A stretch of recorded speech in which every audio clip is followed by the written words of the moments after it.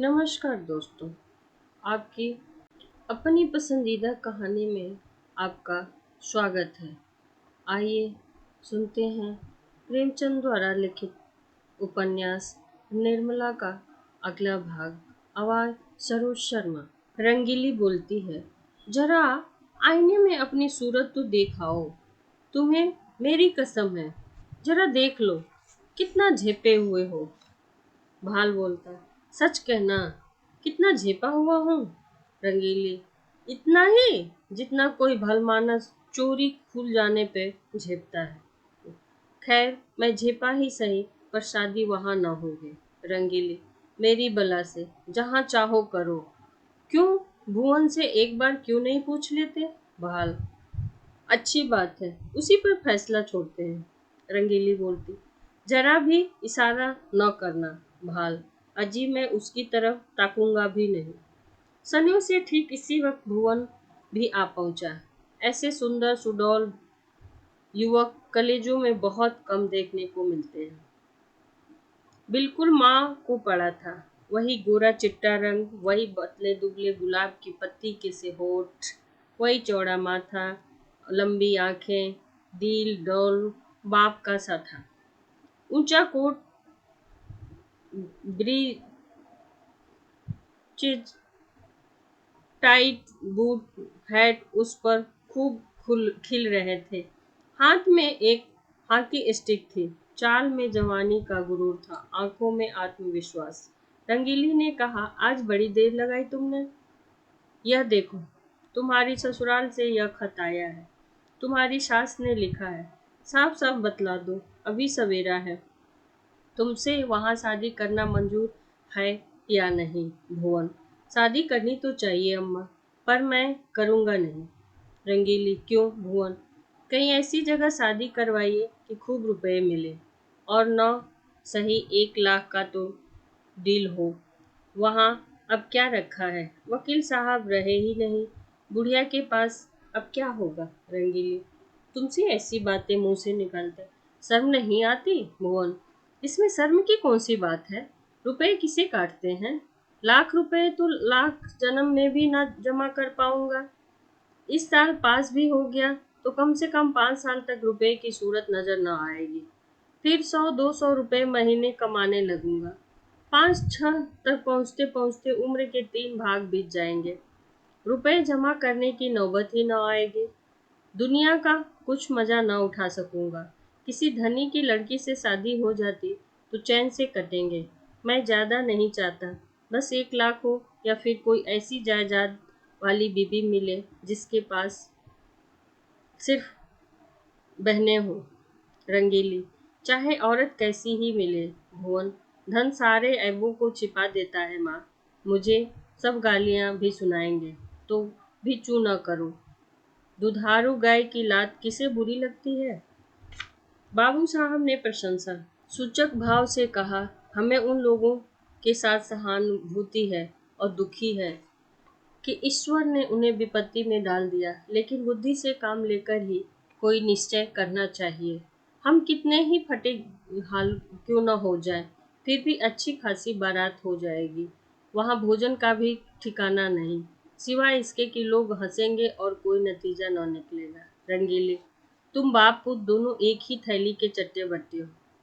दोनों उस गरीब लड़की के गले पर छुरी फेरना चाहते हो।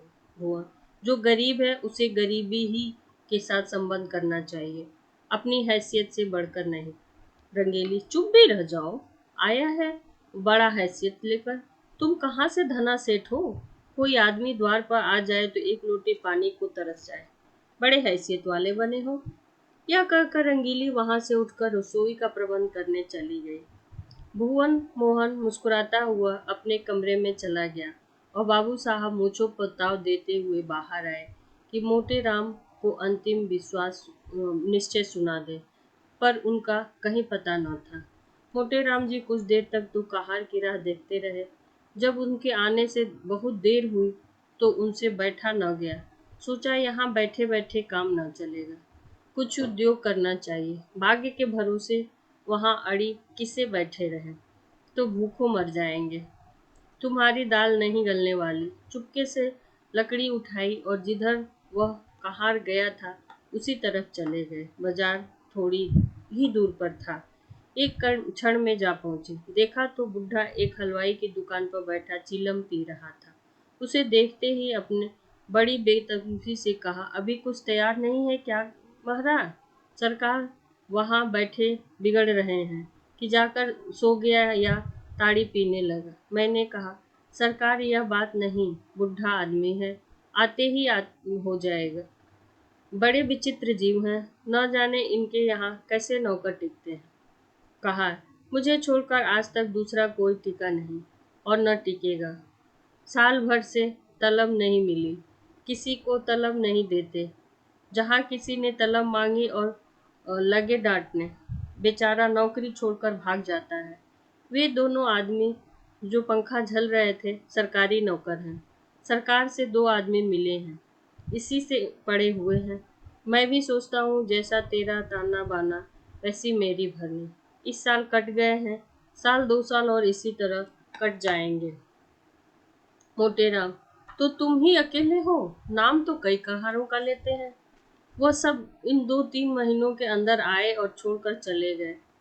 उन पे रोब जमाते हैं। मोटेराम, अजी बहुत नौकरी है। कहार तो आजकल बूढ़े नहीं मिलते।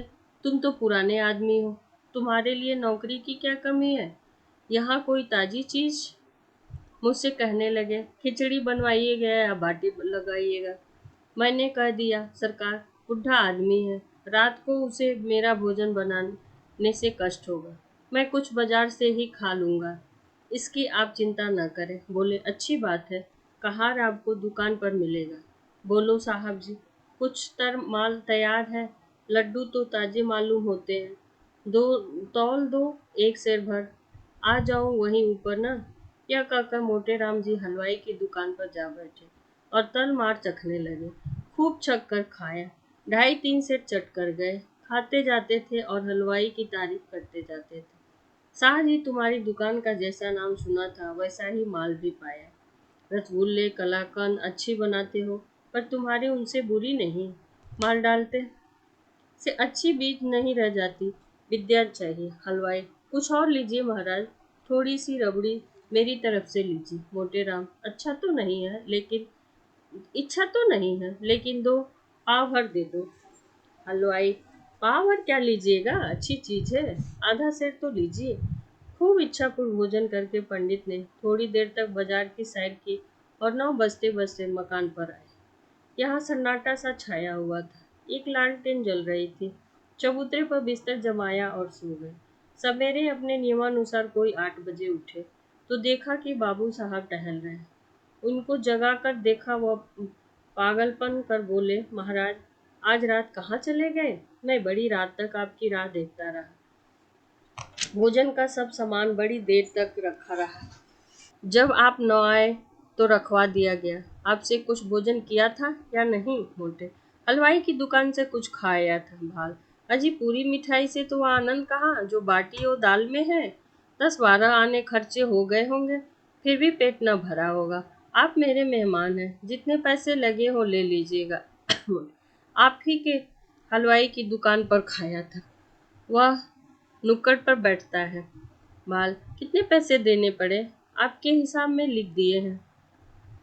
जितनी मिठाइयाँ ली हो मुझे बता दीजिए, नहीं तो पीछे से बेईमानी मांगने लगेगा।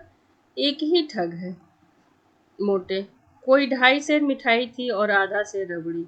बाबू साहब ने विस्मित नेत्रों से पंडित जी को देखा, मानो कोई अचंभे की बात सुनी हो। 3 सेर तो कभी यहाँ महीने भर का टोटल भी न होता था, और यह महाशय एक ही बार में कोई 4 रुपये का माल उठा ले। एक आध दिन और रह गए तो यहाँ बैठ जाएंगे। पेट है या शैतान की कब्र? 3 सर कुछ ठिकाना है? उद्विग्न दशा में दौड़े हुए अंदर गए और रंगीली से कुछ बोले। यह महाशय कल 3 से मिठाई चट कर गए। 3 से पक्की तौल। रंगीली बाई ने विस्मित होकर कहा, अजी नहीं, 3 सेर भला खा जाएगा आदमी है या बैल? भाल, 3 सेर तो उसके मुंह में रह गया है, 4 सेर से कम ना होगा। पक्की तौल। रंगीली, पेट से निश्चर है क्या? भाल, आज और रह गया तो 6 सिर पर हाथ फेरेगा। रंगीली: तो आज रहे ही क्यों? खत का जवाब जो देना देकर विदा करो। अगर रहे तो साफ कह देना कि हमारे यहाँ मिठाई मुफ्त नहीं आती। खिचड़ी बनवाना हो बनवाए, नहीं तो अपनी राह ले। जिन्हें ऐसे पेटुओं को खिलाने से मुक्ति मिलती हो वे खिलाए, हमें बिल्कुल मुक्ति न चाहिए। मगर पंडित विदा होने को तैयार बैठे थे, इसलिए बाबू साहब कौशल से काम लेते हुए जरूरत न पड़ी। पूछा: क्या तैयारी कर दी महाराज? हाँ सरकार, अब चलूंगा, 9 बजे की गाड़ी मिलेगी। आज तो और रही है। कहते कहते बाबूजी को भय हुआ कि कहीं अब महाराज सचमुच न रह जाए, इसलिए वाक्य को यूं ही पूरा किया: हाँ, वहाँ भी लोग आपका इंतजार कर रहे होंगे। मोटे 1-2 दिन की तो कोई बात न थी, और विचार भी यही था कि त्रिवेणी का स्नान करूंगा। पर बुरा न मानिएगा तो कहूँ, आप लोगों ने ब्राह्मणों के प्रति लेस मात्र भी श्रद्धा नहीं है। हमारे जजमान हैं तो हमारा मुंह जो होते रहते हैं। पंडित जी कोई आज्ञा दें तो उनका पालन करें। हम उनके द्वार पहुंच जाते हैं तो वे अपना धन भाग्य समझते हैं। सारा घर छोटे से बड़े तक हमारी सेवा सत्कार से मग्न हो जाते हैं। वहाँ एक पल भी ठहरना असहाय है। जहाँ ब्राह्मण का आदर नहीं, वह कल्याण नहीं हो सकता। भाल: महाराज, हमसे तो ऐसा अपराध नहीं हुआ। अपराध नहीं हुआ और अपराध कहते किसे हैं? अभी ही घर में जाकर कहा कि वहाँ से 3 सेर मिठाई चट गए। पक्की तौल आदमी खाने वाला कहा, एक खिलाए तो आंखें खुल जाए। ऐसे महान पुरुष पड़े हैं जो पसेरी भर मिठाई खा जाए और डकार तक ना ले। एक एक मिठाई खाने के लिए हमारी चिरौंजी की जाती है। यहाँ मेरे भोजन के भी लाले पड़े हैं। जाइए, भगवान आपका कल्याण करे। बाबू साहब ऐसा झेपे कि मुंह से बात न निकली। जिंदगी भर से उन पर कभी ऐसी फटकार न पड़ी थी। बहुत बातें बनाई, आपकी चर्चा न थी। एक दूसरे ही महाशय की बात थी, लेकिन पंडित जी का क्रोध शांत न हुआ। सब कुछ कह सकते थे, पेट की निंदा न सह सकते थे। औरतों को रूप की निंदा जितनी अप्रिय लगती है, उससे कहीं अधिक पुरुषों को अपने पेट की निंदा। बाबू साहब मानते तो धड़का भी समाया हुआ था। कृपाण का पर्दा खुल गया था। अब उसमें संदेह न था। उस पर्दे को ढकना जरूरी था। होने वाली बात होकर रही। पछता रहे कि कहाँ से घर में इसकी बात कहने गया, और कहाँ भी तो उच्च स्वर में। यह दुष्ट की कान लगाए सुनता रहा, किंतु अब पछताने से क्या हो सकता था? न जाने किस मनहूस की सूरत देखी थी। यह विपत्ति गले पड़ी। अगर इस वक्त वो यहाँ से रुष्ट होकर चला गया तो जाकर बदनामी करेगा और मेरा सारा कौशल खुल जाएगा। यह सोच करते हुए वह घर में जाकर रंगीली बाई से, इस दुष्ट से ने हमारी तुम्हारी बातें सुन ली, रूठ कर चला जा रहा है। जब तुम जानते थे कि द्वार पर खड़ा है तो धीरे क्यों न बोले? विपत्ति आती है तो अकेले नहीं आती। क्या जानता था कि यह द्वार पर कान लगाए खड़ा है? न जाने किसका मुंह देखा था। भाल: वही दुष्ट सामने लेटा हुआ था। जानता तो उधर ताकता ही नहीं। रंगीली: जाने भी दो। जब तुम्हें वहां विवाह नहीं करना है तो क्या परवाह है। भाल: यूं ना जाने बचेगी। जाओ, 10 रुपए विदाई के बहाने दे दो। ईश्वर इस मनहूस की सूरत न दिखाए। रंगीली ने बहुत अस्ताते पछताते 10 रुपए निकाले और बाबू साहब से उन्हें ले जाकर पंडित जी के चरणों पर रख दिया। ने दिल से कहा, ऐसा रगड़ा कि याद करोगे। तुम समझते होगे कि 10 रुपए देकर इसे उल्लू बना लूंगा। इस फेर में न रहना। यहाँ तुम्हारी नस नस पहचानते हैं। रुपए जेब में रख लिए और आशीर्वाद देकर अपनी राह ली। बड़ी देर तक खड़े सोच रहे थे। मालूम नहीं अभी भी मुझे कृपाण समझ पा रहा है या नहीं। कल्याणी के सामने जब एक विषय समस्या आ खड़ी हुई। पति के देहांत के बाद उसे अपनी दुर्व्यवस्था का यह पहला और बहुत ही कड़वा अनुभव हुआ। दरिद्र विधवा के लिए इससे बड़ी और क्या विपत्ति हो सकती है कि जवान बेटी सिर पर सवार हो। लड़के नंगे पांव पढ़ने जा रहे हैं। चौका बर्तन भी अपने हाथ से किया जा रहा है। रूखा सूखा खाकर निर्वाह कर सकती है।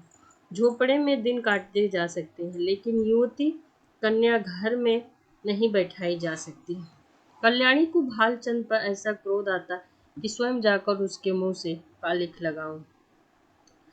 इसी क्रोध से भरी बैठी थी कि कृपण खेलती हुई आई और बोली कि कई दिन में बारात आएगी अम्मा। पंडित तो आ गए। कल्याणी, बारात का सपना देख रही है क्या? कृष्णा, वही चंद्र तो कह रहा है कि 2-3 दिन में बारात आएगी। कल्याणी, एक बार तो कह दिया, सिर्फ क्यों खाती है? सबके घर तो बारात आ रही है, हमारे यहाँ क्यों नहीं आती? कल्याणी, तेरे यहाँ जो बारात लाने वाला था उसके घर में आग लग गई। कृष्णा, सच अम्मा? तब तो सारा घर जल गया होगा। कहाँ रहते होंगे? कल्याणी, अरे पगली, तू तो बात की ही नहीं समझती। आग नहीं लगी और हमारे वहाँ ब्याह ना करेंगे। कृष्णा, यह क्यों नहीं अम्मा? पहले तो वही ठीक हो गया था। कल्याणी, बहुत से रुपए मांगता है। कल्याणी, कृष्णा, क्या बड़ी लालची है अम्मा? कल्याणी, लालची नहीं तो और क्या? कृष्णा, तब तो अम्मा बहुत अच्छा हुआ कि उनके घर बहन का ब्याह नहीं हुआ। कल्याणी ने पुत्री को स्नेही दृष्टि से देखा। इनका कथन कितना सत्य है। भोले शब्दों में समस्या का कितना मार्मिक निरूपण है। सचमुच वे प्रसन्न होने की बात है कि ऐसे कृपणों से संबंध नहीं हुआ। रंज की कोई बात नहीं। बीच में बेचारी निर्मला की न जाने क्या गति होती। अपने नसीबों को कोसती जा रही थी। अधिक बढ़ जाता तो सारे घर में शोर मचा जाता। सारा खाना ज्यादा पक जाता तो सारी दुनिया सिर पर उठा लेती। कल्याणी वहां से उठी तो उसका हृदय हल्का हो गया था। लेकिन विवाह तो करना ही था। हो सके तो इसी साल, नहीं तो दूसरे साल फिर नए सिरे से तैयारियां करनी पड़ेगी। अब तो किसी भांत सिर का बोझा उतरना ही था। लड़की को पार लगाना ही था, कुएं से झेंकना था। यह रूपवती है, गुणवशील है, चतुर है, कुलीन है तो दुआ करे दहेज नहीं तो उसके सारे गुण दोष, दहेज हो तो सारे गुण दोष गुण है। कल्याणी का दोष कुछ कम न था। अबला और विधवा होना ही उसे दोषी से मुक्त नहीं करा सकता। उसे अपने लड़के अपनी लड़कियों से कहीं ज्यादा प्यारे थे। लड़के हल के बैल हैं, भूसे खली पहला हक उनका है। उनके खाने में जो बचे वह गायों का। मकान था, कुछ नगद था, कई हजार के गहने थे, लेकिन उसे अभी 2 लड़कों का पालन पोषण करना था। रकम दहेज में एक कन्या और भी 4-5 साल में विवाह करने योग्य हो जाएगी, इसलिए वह कोई बड़ी रकम दहेज में न दे सकती थी। अप्रिय लड़कों को भी तो कुछ चाहिए। पंडित मोटेराम को लखनऊ से लौटे 15 दिन बीत चुके थे। लौटने के बाद दूसरे ही दिन से वह वर की खोज में निकले। उन्होंने प्रण किया था कि लखनऊ वालों को दिखा दूंगा कि संसार में तुम्हारी अकेली नहीं हो, तुम्हारे ऐसे और भी कितने पड़े हुए हैं। कल्याणी रोज दिन गिना करती थी। आज उसने पत्र लिखने का निश्चय किया और कलम दवात लेकर बैठी ही थी कि पंडित मोटेराम आ गए। कल्याणी, आइए पंडित जी, मैं तो आपको खत लिखने जा रही थी। मोटेराम लौटा तो प्रातः ही था, पर इसी समय एक सेठ के यहाँ से निमंत्रण आ गया। कई दिन से तरमाल न मिले थे। मैंने कहा कि लगे हाथ यह भी काम निपटाता चलूं। कल्याणी, कुछ कार्य भी सिद्ध हुआ या रास्ता ही नापना पड़ा? कार्य क्यों न सिद्ध होगा, भला यह भी कोई बात है? 5 जगह बातचीत कर आया हूँ, 5ओं की नकल लाया हूँ। उनमें से आप चाहें जिसे पसंद करें। यह देखिए, इस लड़के का बाप डाक से सीने में 100 रुपए महीने की नौकरी करता है। कल्याणी, लड़के के कोई भाई हैं? मोटे, नहीं, मगर 3 बहनें हैं और तीनों कंवारी। माताजी जीवित है। अच्छा, आप दूसरी नकल दीजिए। यह लड़का रेल के सींगे के से में 50 रुपए महीना कमाता है। माँ बाप नहीं है। बहुत ही रूपवान, सुशील और शरीर से हष्ट पुष्ट है। खानदान अच्छा नहीं। कोई कहता है माँ नाइन थी, कोई कहता है ठकुराइन थी। लेना देना न पड़ेगा। कोई 20 साल होगी। कल्याणी, खानदान में दाग न होता तो मंजूर कर लेती। तीसरी नकल लीजिए। एक जमींदार का लड़का है, कोई 1000 सालाना नफा है, कुछ खेती बाड़ी भी होती है। उससे कोई संतान नहीं। कचहरी अदालत के काम में चतुर है। पहली स्त्री को मरे 2 साल हुए, उससे कोई संतान नहीं, लेकिन रहना सहना मोटा है। पीसना कूटना घर में ही होता है। कल्याणी, कुछ दहेज मांगते हैं? मोटे, इसकी कुछ न पूछिए, 4000 सुनाते हैं। अच्छा, यह चौथी नकल। लड़का वकील है, अपना घर बनवाया है, कुछ जायदाद भी खरीदी है। यहाँ भी लेन देन का झगड़ा नहीं है। कल्याणी, खानदान कैसा है? मोटे, बहुत ही उत्तम, पुराने रईस हैं। 5वीं नकल दिए हैं। बाप का छापा खाना है। लड़का पढ़ा है बीए तक का। छापे खाने में काम करता है। जायदाद सिवा घर में प्रेस के सिवा कोई जायदाद नहीं है। किसी का कर सिर पर नहीं है। खानदान बहुत अच्छा है। कौन सा वर पसंद करती हैं? कल्याणी, आपको सबों में कौन पसंद है? मोटे, मुझे तो 2 वर पसंद है। एक वह जो रेलवे में है, दूसरा छापे खाने का काम करता है। मगर पहले के तो खानदान से आप दोस्त बताते हैं। मोटे, हाँ, यह दोस्त तो है। छापे खाने वालों को ही रहने दीजिए। यहाँ 1,000 देने को कहाँ से आएगा? 1,000 तो आपका अनुमान है। शायद वह और मुंह फैलाए। जमींदार साहब 4,000 सुनाते हैं। डाक बाबू भी 2,000 का सवाल करते हैं। इनको जाने दीजिए। बस वकील साहब ही बच सकते हैं। 35 साल की उम्र भी कोई ज्यादा नहीं है। इन्हीं को क्यों न रखिए। मोटेरा, आप खूब सोच विचार लें। मैं तो आपकी मर्जी का ताबेदार हूँ। जहाँ कहिएगा वहां जाकर टीका कराऊंगा। जैसी यह रूप और गुण की पूरी है, वैसा ही लड़का भी सुंदर और सुशील है। कल्याणी, पसंद तो मुझे भी यही है हमारा। पर रुपए किसके घर से आए? कौन देने वाला है? है कोई दानी? खाने वाले खा पी कर चंपत हुए। अब किसी की भी सूरत नहीं दिखाई देती। बल्कि मुझसे बुरा मानते हैं कि हमें निकाल दिया गया। जो बात अपने बस से बाहर है उसके लिए हाथ ही क्यों फैलाऊं? आप ईश्वर का नाम लेकर वकील साहब को टीका कराइए। आयु कुछ अधिक है, लेकिन मरना जीना विधि के हाथ में है। 35 साल का आदमी बुढ़ा नहीं कहलाता। जहाँ जाएगी दुख भोगना है तो दुख भोगेगी, जहाँ जाएगी सुख भोगेगी। हमारी निर्मला को बच्चों से प्रेम है। उनके बच्चों को अपना समझेगी। आप शुभ मुहूर्त देखकर टीका कराइए। निर्मला का विवाह हो गया, ससुराल आ गई। वकील साहब का नाम था मुंशी तोताराम। सांवले रंग के मोटे ताजे आदमी थे। उम्र तो अभी 40 से अधिक न थी, पर वकालत के कठिन परिश्रम ने सिर के बाल पका दिए थे। व्यायाम करने का उन्हें अवकाश न मिलता था। यहाँ तक कि कभी घूमने भी न जाते थे। तोंद निकल आई थी, देह से सुतुल हो गए थे। मंदाग्नि और बवासीर से तो उनका चिरस्थायी संबंध था। उनके 3 लड़के थे। बड़ा मनसाराम 16 वर्ष का था, मझला जियाराम 12 और सियाराम 7 वर्ष का था। तीनों अंग्रेजी पढ़ते थे। घर में वकील साहब की विधवा बहन के सिवा और कोई औरत न थी। वही घर की मालकिन थी। उनका नाम था रुक्मणी और अवस्था 50 के ऊपर थी। ससुराल में कोई न था। अस्थायी रीति से यही रहती थी। तोताराम दंपति विज्ञान में कुशल थे। निर्मला के प्रसन्न रखने के लिए उनमें जो स्वाभाविक कमी थी वह उपहारों में पूरी करना चाहते थे। यद्यपि बहू ही मितव्ययी पुरुष थे, पर निर्मला के लिए कोई न कोई तोहफा रोज लाया करते थे। धन्यवाद दोस्तों। कहानी अच्छी लगी हो तो लाइक, कमेंट्स, सब्सक्राइब करना ना भूलें। मिलते हैं कहानी के अगले भाग में। धन्यवाद।